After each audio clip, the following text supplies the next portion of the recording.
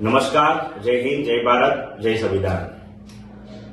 વડોદરા જિલ્લાની અંદર હકની વાત ઘણા સમયથી લોક પ્રશ્નોના કામ કરી રહ્યું છે અને અમારી પાસે આવતી તમામ સમસ્યાઓ ખાસ કરીને ચૂંટાયેલા નેતાઓ જે કામ નથી કરતા તેઓની હોય છે અને વિવિધ પ્રકારની પણ સમસ્યાઓ હોય છે।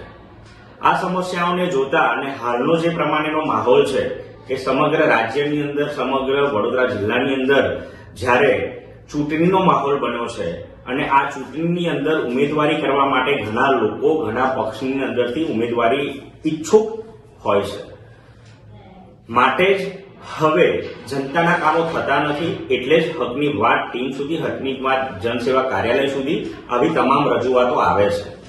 ત્યારે હવે જનતા માટે, જનતા વતી અને જનતાના હિત માટે હવે ચૂંટણીના મેદાનમાં ઉતરવું ખૂબ જ જરૂરી છે।